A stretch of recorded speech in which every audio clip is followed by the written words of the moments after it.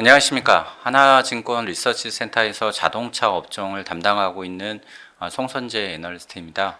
오늘은 자동차 2025년도 업종 전망을 말씀을 드릴 것 같은데 지금 저희 제목을 보시면 아시겠지만 지금은 박스권 하단에서 매수할 때라는 의견을 제시드리고자 합니다. 기본적으로 자동차 산업은 성장률 둔화와 낮은 멀티플, 높은 배당의 구도 속에서 상방과 하방이 모두 어느 정도 제약을 받는 박스권 흐름을 유지할 것으로 생각을 합니다. 하지만은 최근 주가가 급락을 했기 때문에 현재 밸류에이션 상에서는 박스권 하단이다라고 생각을 하고 있고요. 주가를 갖다가 상승시킬 동인으로서 저희가 보고 있는 것은 2024년 말부터 2025년 상반기에 걸쳐서 특별 주주환원과 배당 그리고 자기 주식 매입으로 이어지는 주주환원 모멘텀이 될 것으로 생각을 합니다. 그렇기 때문에 각종 악재를 선반영한 현 주가에서는 현대차, 기아 모두 매수할 때다라고 생각을 하고 있고요. 부품사 쪽에서는 차별화된 성장 동력을 가진 업체들 위주로 압축할 필요가 있습니다. 그래서 대형 부품사 쪽에서는 현대모비스와 HL만도를 추천드리도록 하겠습니다. 먼저 2024년도 주가를 한번 리뷰를 해보겠습니다. 가장 특이했던 게 도대체 자동차 주가는 왜 안 오르냐, 이 이야기가 상당히 많이 관심을 가져주셨을 텐데 이 이야기는 이익의 절대적인 규모가 높아진 상태에서 가격 효과가 최근 두 분기 연속으로 좀 약화되고 있는 게 보였고요. 그 다음에 판매 대수도 2월 이후로 전년 동월 대비 감소를 하고 있었기 때문입니다. 최근에 이익이 증가를 하기는 했지만은 이익 증가의 대부분이 환율 효과에서 기인했기 때문에 현재 이익보다는 미래 현금 흐름의 성장에 대해서 좀 더 무게를 두는 투자자들 입장에서는 미래 이익이 계속 지속될 수 있는지에 대한 확신이 좀 부족했기 때문이다 라고 생각을 하고 있습니다. 그렇기 때문에 현재 이익은 안정적이지만은 이익 성장이 좀 동력이 약해진 상황에서는 높은 멀티플을 갖다가 부여할 수 없었던 것이다 라고 판단을 하고 있습니다. 그러면은 과연 이익 성장의 동력은 약화되었는데 왜 약화되었는지 그 이유를 갖다가 조금 더 분석을 해보겠습니다. 먼저 자동차 산업 수요에 대해서 먼저 보셔야 되는데 2024년 올해는 주요 선진국에서 대기 수요가 소진되고 있었습니다. 그리고 금리가 급격하게 올랐기 때문에 금리 영향을 받는 선진 시장 위주로 소비 심리가 조금 위축이 되었습니다.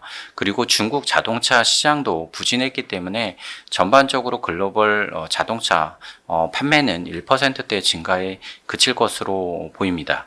2025년도 상반기까지 이러한 흐름은 계속 이어질 것으로 생각을 하고 있고요.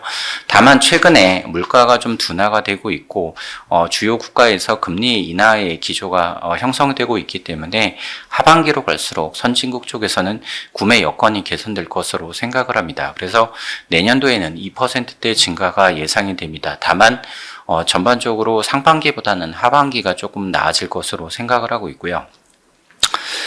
시장이 2%대 성장을 하는 과정에서 현대차와 기아는 올해 시장보다 조금 다소 못 미치는 그 판매 증가를 기록을 했습니다. 올해 상반기에 내수 시장 쪽에서 좀 안 좋았고요. 그 다음에 내수 쪽에서 공장 증설도 있었습니다. 하지만은 올해 하반기에 증설이 완료가 됐고요. 미국 공장도 완료가 되었습니다. 그리고 내년도에는 인도 공장도 증설 효과가 있을 것으로 생각을 합니다. 이렇게 주요 국가에서 증설 효과가 일부 나오고요. 그 다음에 신차 투입도 예정되어 있기 때문에 내년도에는 점유율이 소폭 상승하는 모습을 볼 것으로 생각을 합니다. 그렇기 때문에 전체적으로 본다면은 시장 대비 조금 높은 성장을 기록할 것으로 생각을 하는데 아쉽게도 산업 수요 자체가 제한된 성장을 기록을 하기 때문에 현대차와 기아의 물량 증가율도 3%로 낮은 성장을 볼 것으로 생각을 합니다. 이렇게 물량이 저성장되는 시장 속에서 최근에 시장 내 경쟁은 조금 강화되고 있는 모습을 보이고 있습니다. 그 금리로 인한 소비 심리 위축으로 인해서 주요 시장에서 차급이 하향되는 소위 말하는 트레이딩 다운 소비 패턴이 좀 나타나고 있는 상황이고요. 2020년부터 2022년도 말까지 글로벌로 재고가 상당히 많이 소진되었습니다. 수요와 공급이 불균형을 이루면서 재고가 많이 소진되었는데 2023년도 들면서 재고가 다시 늘어나기 시작을 했고, 이러한 재고가 늘어나기 시작을 하면서 시장 내 인센티브도 증가를 하고 있는 모습을 보입니다. 현대차와 기아는 2019년도 이후로 2024년도까지 상당한 믹스 개선과 인센티브 하락을 기반으로 인해서 ASP가 상당히 급등을 했었습니다. 하지만은 최근에 인센티브가 시장 내에 전체적으로 증가를 하면서 현대기아의 인센티브도 증가를 하고 있는 모습을 보이고요. 그 다음에 믹스 개선도 상당히 진행이 되었는 상태이기 때문에 최근 3개 분기 연속으로는 ASP가 플랫한 모습을 보이고 있습니다. 내년도에도 인센티브가 추가적으로 증가하기 때문에 ASP에 좀 부정적인 영향을 줄 것으로 생각을 합니다. 하지만은 현대차와 기아는 하이브리드와 같은 고가 차종의 판매를 늘리면서 어느 정도 방어할 수 있을 것으로 생각을 합니다. 이런 점들을 전반적으로 다 고려했을 때 현대차와 기아의 2025년도 합산 매출액은 4% 증가한 290조 원으로 예상을 합니다. 물량이 3% 기여할 거고요. ASP는 1% 이내로 기여를 할 것으로 생각을 합니다. 매출액이 4% 증가라는 과정에서 각종 비용들 증가 요인도 있기 때문에 영업이익은 2024년도 수준인 28조 원 수준으로 예상을 합니다. 영업이익률은 소폭 하락한 9.7%를 기록할 것으로 생각을 합니다. 전체적으로 외형 성장률은 낮은 수준을 보일 것으로 생각을 합니다. 하지만은 그래프에 보시는 것처럼 현대차와 기아의 글로벌 공장 가동률이 100% 전후를 형성을 하고 있기 때문에 여기서 추가적으로 공장 가동률이 크게 하락할 거라고 생각하지는 않습니다. 그렇기 때문에 현재 수준만을 유지를 한다고 하더라도 수익성은 상당히 견조한 모습을 보일 것으로 생각을 합니다. 그래서 전체적으로 외형 성장률은 낮지만 글로벌 공장 가동률이 높은 상태가 유지가 되면서 수익성이 견조하게 유지되고 그 결과로 이익은 현재 정도 수준을 나올 수 있을 것이다 라고 보시면 좋을 것 같습니다.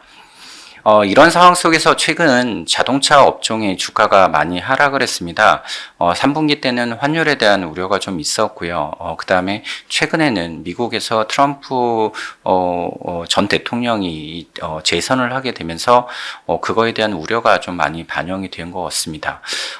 전반적으로 과거의 현대차와 기아의 합산 지배주주 순이익과 시가총액을 갖다가 비교를 한 상관관계를 고려한다라면은 현재 이익 수준에서 현대차와 기아의 합산 시가총액은 130조 원, 즉 현재 주가 대비 30에서 40%의 상승 여력을 보유하고 있다라고 판단합니다. 그래서 과거의 이익과 주가의 히스토리컬한 상관관계를 갖다가 봤을 때 현재 주가는 펀더멘탈 대비 상당히 괴리가 벌어져 있는 상태이고요. 글로벌 주요 완성차 업체들과의 멀티플을 갖다가 비교해봐도 마찬가지입니다. 글로벌 주요 완성차들의 평균 PE 멀티플이 한 6배 정도를 기록을 하고 있는데 현대차와 기아는 4배 전후로 멀티플을 형성을 하고 있습니다.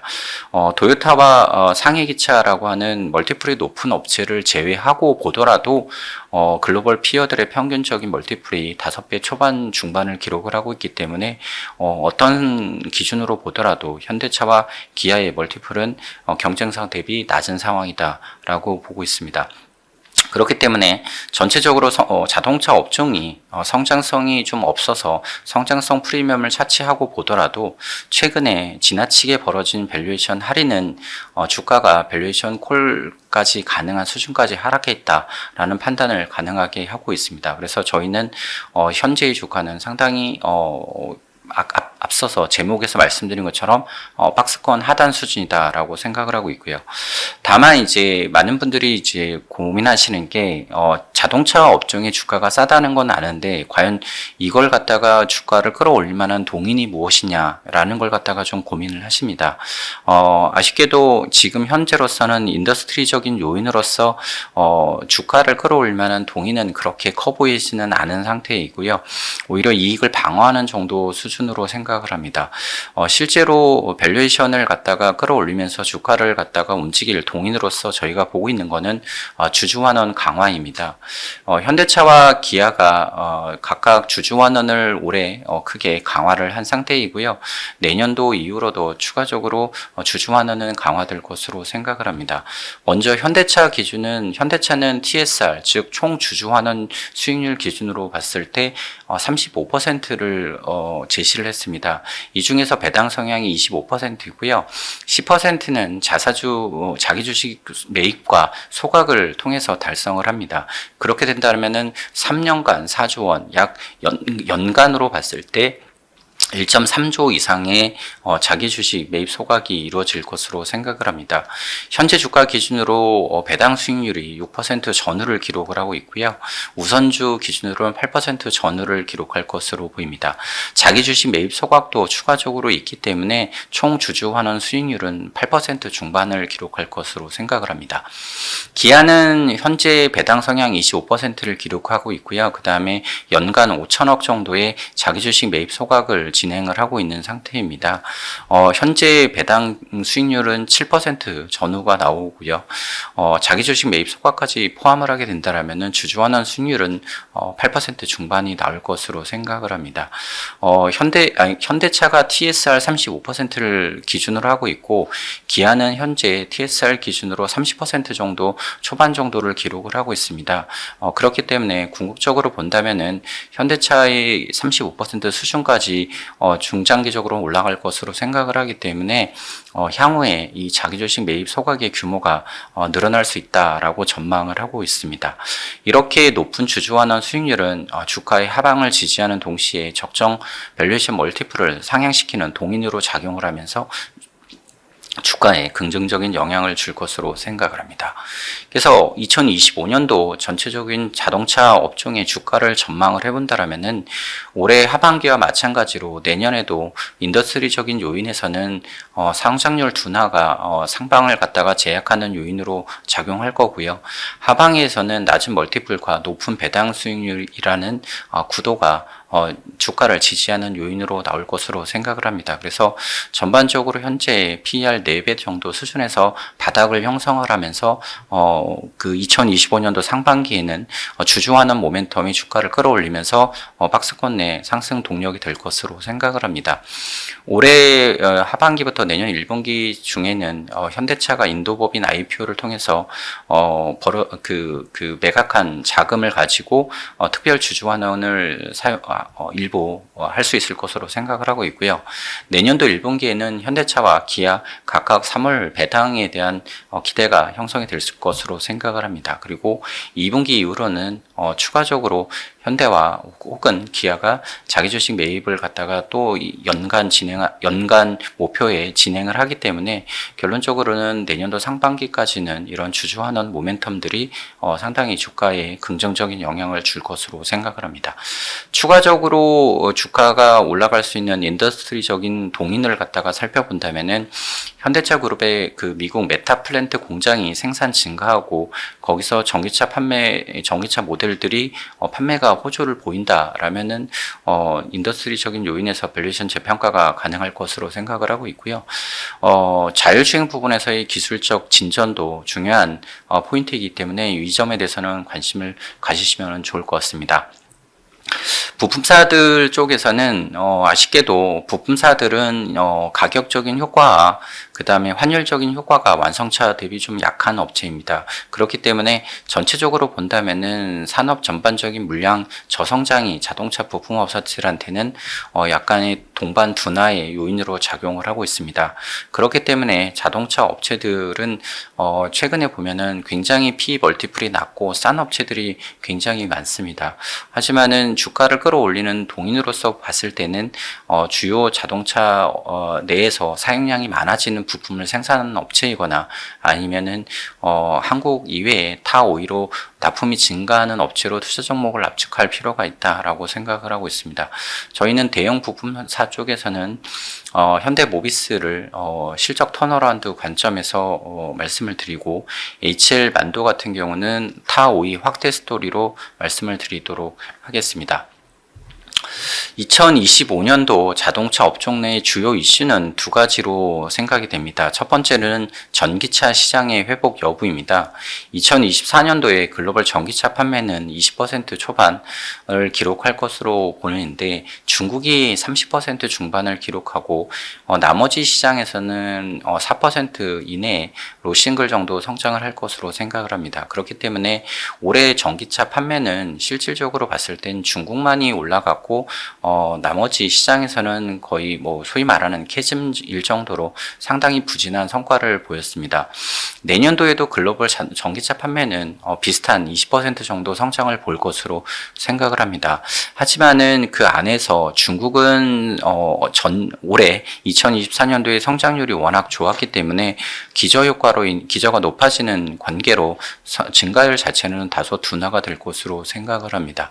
하지만은 중국은 여전히 PHEV나 EREV 같은 약간 배터리 EV 대비 가격적으로 저렴하고 활용성이 높은 모델들 위주로 고성장은 지속할 것으로 생각을 합니다. 중국 이외에 유럽과 미국 쪽에서는 규제와 신규 모델의 투입 효과로 인해서 올해 대비 나은 성장률을 볼 것으로 생각을 합니다. 유럽 쪽에서는 먼저 이산화탄소 배출가스 규제가 강화됩니다. 지금 현재 대당 킬로미터당 115.1g의 이산화탄소 배출가스 규제가 내년도에는 93.6g으로 상당히 강화가 됩니다.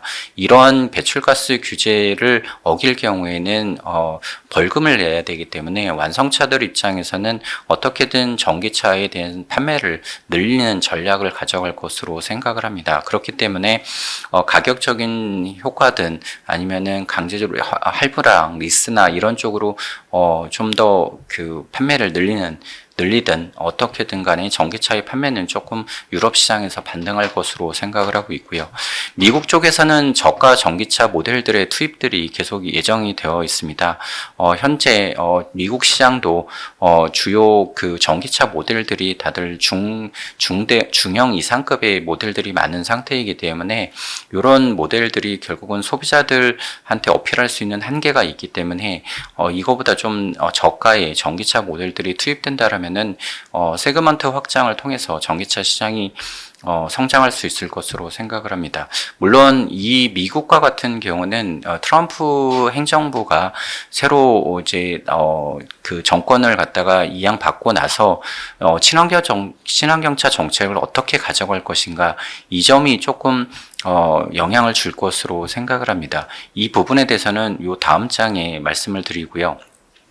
현대차와 기아는 그 미국 쪽에서 메타플랜트 아메리카를 갖다가 가동을 시작을 합니다. 그리고 거기서 아이오닉 5를 먼저 생산을 하게 되고 순차적으로 다른 모델도 투입을 할 것으로 생각을 합니다. 그러면은 미국 시장에서 보조금을 받을 수 있는 효과가 있고 그 다음에 현지 생산 대응이 가능하다는 점에서 미국 쪽 판매 증가에 기여할 것으로 생각을 합니다. 물론 이거는 트럼프 행정부의 친환경차 정책이 어떻게 되는지 따라서 조금 변동은 있을 수 있으니 참고하시기 바랍니다.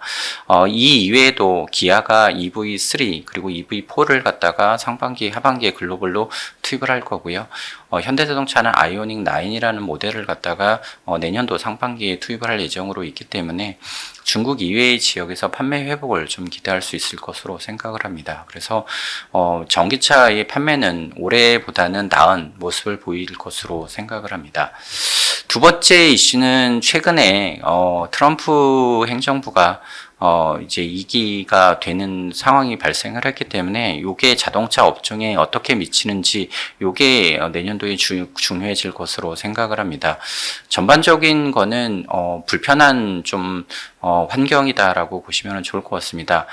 크게 세 부분에서 좀 말씀을 드리겠는데 환율과 관세 그리고 산업 정책과 관련된 내용입니다. 먼저 환율과 관련해서는 현재 환율이 1,300원대 후반 그리고 일시적으로 1,400원까지 갔었던 상황은 단기적으로는 긍정적입니다. 4분기 실적에 아마 긍정적인 영향을 줄 것으로 생각을 합니다. 다만 트럼프 행정부가 계속 약달러에 대한 선호 의사를 비쳤고요. 그렇게 된다라면은 결국은 원달러 환율 입장에서는 하락에 대한 좀 압력이 좀 높을 것으로 생각을 합니다. 물론 트럼프 행정부가 약달러를 선호한다고 해서 원화가 강세를 가는 이런 건 바로 나오지는 않을 것으로 생각을 합니다. 환율에 미치는 영향을 주는 요인들은 다양하기 때문인데 다만 전체적으로 그런 기조가 실제로 현실화된다라면은 한국에서 수출하는 물량이 많은 한국 완성차들은 부정적인 영향을 받을 수밖에 없습니다. 국내 생산 물량의 65%가 수출되고 있고요. 그 다음에 글로벌 판매 중 해외 비중이 80%가 넘기 때문에 당연히 원달러 환율이 하락하는 것 같은 상황이 발생한다면 생산성에 부정적인 영향을 받을 것으로 생각을 합니다. 관세도 좀 중요하게 체크해야 될 요인입니다. 미국 판매 중에서 57% 정도가 한국에서 생산해서 수출하는 물량으로 판매가 되고 있기 때문에 미국에서 소위 말하는 보편적 관세를 갖다가 매기기 시작한다라고 한다면은 관련해서 가격 경쟁력이 약화되거나 아니면은 수익성 측면에서 저희가 어느 정도 하락을 수용을 하면서 판매를 해야 되는 그런 상황에 처할 수 있을 것으로 생각을 합니다. 마찬가지로 관세도 실제로 현실화될지 여부에 대해서는 지켜봐야겠습니다. 하지만은 불확실성으로 남아있다라는 것 자체가 주가에는 좀 부정적인 영향을 줄 것으로 생각을 하고 있고요.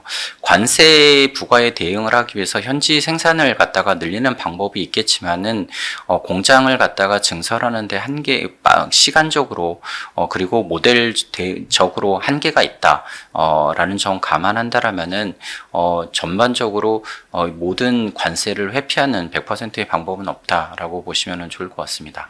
산업 정책과 관련해서는 친환경차 정책이 가장 중요할 것으로 생각을 합니다. 트럼프가 전기차에 대해서 부정적인 코멘트를 계속 해왔다라는 거 감안한다라면은 IRA와 같은 친환경 정책이 후퇴할 가능성이 있습니다. 물론 이거는 한국 업체들한테는 단기적으로 큰 영향은 없을 것으로 생각을 합니다. 왜냐하면 한국 업체들은 EV뿐만 아니라 내연기관차 그리고 하이브리드 차와 같은 다양한 차종으로 대응이 가능하기 때문에 전기차의 정책이 후퇴한다라면은 하이브리드라든가 아니면은 내연기관차를 통해서 판매를 늘리는 방법을 선택할 수가 있기 때문입니다. 다만 메타플랜트라고 하는 전기차 공장을 갖다가 완공한 지 얼마 되지 않은 상태에서 산업 정책이 급변하게 된다라면은 당연히 공장의 활용도가 바뀌는 문제가 좀 있을 것으로 생각을 하고 있고요. 장기적으로 봤을 때는 이런 미국 시장에서의 전기차 시장의 둔화는 결국은 미국과 중국 업체들 간의 전기차의 규모와 기술 수준 쪽에서의 격차를 확대시키는 요인으로 작용할 거로 보기 때문에 장기적으로 봤을 때는 위협 요인으로 작용할 것으로 생각을 합니다. 그래서 전체적으로 트럼프 2기와 관련된 거는 실질적으로 거시적인 변수들과 정책적인 변수들은 아직까지 불확실성으로 남아 있습니다. 다만 이런 불확실성 요인들이 정말 부정적인 방향으로 현실화 된다라는 걸 갖다가 생각을 한다면은 산업적으로 그 다음에 한국 완성차들한테는 부정적인 영향을 줄 수밖에 없다라는 점에서 계속 주시해야 될 내용들이 아닐까라고 생각을 했습니다. 중장기적으로 자동차 주가가 상승하기 위한 조건, 지금까지는 계속 박스권에서 주가 흐름을 갖다가 말씀을 드렸고, 박스권 하단이기 때문에 주가는 상승할 것이다 라고 말씀을 드렸습니다. 만약에 박스권을 뚫고서 주가가 추가적으로 오르기 위해서는 결국은 테슬라의 주가 상승의 동인을 갖다가 좀 점검을 해보는 게 좋을 것 같습니다. 테슬라 주가는 전기차의 둔화에도 최근에 큰 폭의 상승을 기록을 했습니다. 물론 트럼프에 대한 적극적인 지지를 했기 때문에 그거에 대한 기대감이 좀 나왔는데, 이런 기대감은 결국은 전기차를 기반으로 인해서 자율주행과 로봇, AI 등으로 확대할 것이라는 테슬라의 그런 수익원 개발에 대한 기대감이 규제 완화를 통해서 가속화될 것이다 라는 기대감이 좀 주가에 반영됐다라고 보시면 좋을 것 같습니다. 그래서 궁극적인 밸류에이션 재평가의 단초들은 자율주행, 로봇, AI 등 다양한 수익원 개발이 될 거고, 현대차와 기아도 이 부분에서 가시적인 진전이 있다라면은 주가는 박스권을 뚫고 큰 폭의 상승이 가능할 것으로 생각을 합니다. 현대차와 기아는 각각 미래 기술에 대한 다양한 선행 투자를 진행을 했습니다. 자율주행 부분에서는 42-라고 하는 국내 회사, 그리고 미국에서는 모셔널이라는 회사를 통해서 로보택시 사업을 진행을 하고 있고요. 그 다음에 AAM, 그러니까 도시명 항공기와 관련해서는 슈퍼널이라고 하는 미국의 법인을 가지고 있습니다. 로봇과 관련해서는 미국의 보스턴 다이나믹스와 같은 회사를 가지고 있습니다. 그래서 주요한 이러한 그 미래 기술에 대한 회사들이 다 미국에 위치하고 있고, 이 부분에서 기술적인 진전이 이루어진다라면은 밸류에이션은 크게 재평가될 수 있을 것으로 생각을 합니다. 기아도 마찬가지로 그 해당 회사들에 대해서 20-30%의 지분 투자를 통해서 협업을 하고 있고요. 그 다음에 내년도부터는 전략 사업으로 육성할 PBB, 그러니까 목적 기반 그 자동차에 대한 주문자 생산을 갖다가 하기 시작할 것으로 생각을 합니다. 그렇기 때문에 2025년도에는 현대와 기아 각각 이 사업부에서 어느 정도의 진전이 있는지가 중요한 그 주가의 그 모멘텀이 될 것으로 생각을 합니다. 2025년도 자동차 업종의 탑픽은 사실 완성차 여전히 계속 말씀을 드리도록 하겠습니다. 앞서서 말씀드린 모든 것이 결국은 완성차 위주로 진행이 되고 있는 요인들이고요. 현대차 같은 경우는 투자 의견 발효 목표주가 31만 원을 제시를 합니다. 물량 증가율은 낮겠지만은 하이브리드와 EV 쪽에서 경쟁력과 그다음에 라인업이 상당히 견조하다라는 측면에서 수익성이 양호하게 유지가 될 겁니다. 메타 플랜트 가동을 통해서 미국에서 전기차 점유율 상승할 수가 있고요. 그 다음에 자율주행과 AAM, 로봇 등 미래 기술에 대한 선행적 투자도 잠재적인 밸류에이션 상향 요인으로 작용하고 있습니다. 현재 주가를 기준으로 PEA 4배대 그리고 PB는 0.4배대의 후반에 낮은 밸류에이션을 기록을 하고 있고요. 시가총액 지금 합산으로 봤을 때 60조 정도가 채 안 되는데 60조 정도 된 상황인데 저희는 80조 이상 가능하다라고 생각을 하고 있고요. TRS 35% 기준으로 봤을 때 배당 성향 25%와 그리고 매년 1조 3천억 이상의 자기 주식 매입을 통한 그 주주 환원이 주가를 끌어올리는 상승 동인으로 작용할 것으로 생각을 합니다. 기아는 목표 주가 14만 원 제시를 하고 있고요. 마찬가지로 물량 증가율은 낮습니다. 하지만은 SUV 및 하이브리드 판매 증가를 통해서 믹스 효과 유지되고 있는 상황이고요. 효율적인 비용 관리로 인해서 10%의 높은 수익성은 유지가 될 것으로 생각을 합니다. 전기차 부분에서 EV6, EV9에 의해서 EV3를 한국에서 생산을 했고요. 글로벌로 투입되고 있습니다. 그리고 내년도에는 EV4라는 모델도 신규 출시가 되면서 전체적으로 저가형 EV 모델로 인해 EV 대중화에 대응할 것으로 생각을 합니다. 내년도에는 앞서 말씀드린 것처럼 전략 사업으로 육성할 PBB 사업을 갖다가 본격적으로 시작을 합니다. 중형 PBB 모델인 PB5를 출시할 거고요. 이후에 2027년도에도 추가적으로 모델을 출시를 하면서 전반적으로 라인업을 확대할 예정으로 있습니다. 현재 주가 기준으로 PER 3배 중반, PB 0.5배 후반의 낮은 밸류에이션이고요. 시가총액 기준으로 지금 현재 40조가 50조가 채 안 되는데 50조 이상의 시가총액이 가능한 회사라고 생각을 합니다. 배당 성향 25%와 연간 5천억의 자기 주식 매입 소각을 통해서 배당 수익률 7%와 총 주주환원 수익률 8% 중반을 기록하고 있고요. 추가적으로 상승할 여지가 있다라고 생각을 하고 있습니다. 마지막으로 대형 자동차 부품 회사 쪽에서는 현대모비스로 말씀드리겠습니다. 목표 주가 30만 원 제시를 하고 있고요. 이익의 턴어라운드가 진행이 되고 있습니다. AS 부분에서는 상당히 안정적인 성장과 높은 마진을 통해서 캐시카우 역할을 하고 있고요. 부품 제조 쪽에서는 고부가 전장 부품들이 적용이 확대되면서 최근 10개 분기 평균 매출액 증가율이 10% 후반을 기록하고 있습니다.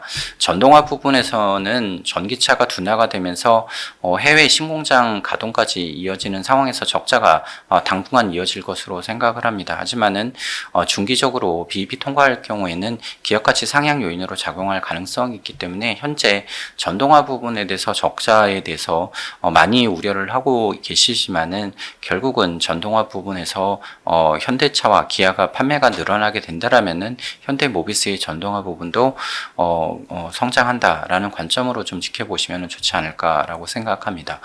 현대모비스 밸류에이션을 갖다가 보면은 내년도 추정 실적 기준으로 PER 5배 후반이고요. PBR 0.4배 후반을 기록을 하고 있습니다. 그래서 과거 평균 이하의 밸류에이션을 기록하고 있고요. 현재 지분법 이익을 제외한 경우에 봤을 때, 그 배당 순이익의 20에서 30%를 배당하고, 올해 자기 주식 매입 소각으로 1,500억을 실행했습니다. 근데, 얼마 전에 있었던 CEO 인베스터 데이를 통해서 2025년부터 TSR 30% 수준으로 주주 환원을 확대하겠다라고 밝혔습니다. 이 TSR 30%에서 배당 20% 그리고 나머지를 자기 주식 매입 소각으로 한다라고 가정을 한 상태에서 보더라도 총 주주에게 환원되는 규모가 올해 작년과 올해 각각 6천억 정도 수준이었는데 2025년도부터는 1.2조, 2배 정도 확대될 것으로 생각을 합니다. 물론 이 중에서 자사주 매입 소각은 내년도에 진행이 될 거고요. 그 다음에 배당은 2025년도 실적 기준으로 하기 때문에 실제 지급은 2026년도 상반기가 될 것이다 라는 점은 조금 아쉽기는 하지만은 전반적으로 그룹사 기조에 맞춰서 주주 환원이 계속 강화되고 있다라는 점에 대해서는 현대모비스의 역시 주주 환원 스토리가 작동할 것으로 생각을 하고 있습니다. 네, 이상으로 주요 그 대형 업체들 위주로 말씀을 드렸고요. 다시 한번 결론적으로 말씀드리면은 자동차 업종 내년도만 본다라면 성장률은 그렇게 높지는 않습니다만은 이익은 굉장히 견조하게 유지가 될 것이다. 그리고 그 주가를 실질적으로 끌어올리는 동인으로서 주주환원 스토리가 내년도 상반기까지 세게 나올 것으로 생각을 하기 때문에 현재 박스권 하단 수준에서의 그 주가는 매수의 기회를 제공하기 때문에 매수 관점으로 접근하시는 게 좋지 않을까라고 생각하고 있습니다. 이상 2025년도 자동차 업종 전망에 대해서 설명을 했고요. 모쪼록 2025년도에 좋은 성과가 있으시기를 바라도록 하겠습니다. 시청해 주셔서 감사합니다.